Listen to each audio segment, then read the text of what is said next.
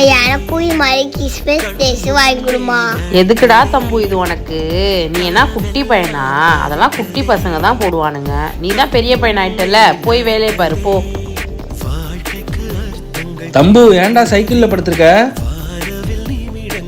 நான் அம்மாட்ட சாண்டா கேட்டேனா வாங்கி தரல.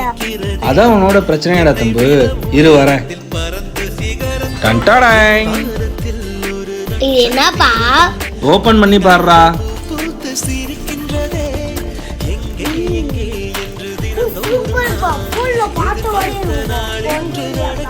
உனக்காக தான்டா வாங்கினேன். கூட போட்டு விடுறேன்.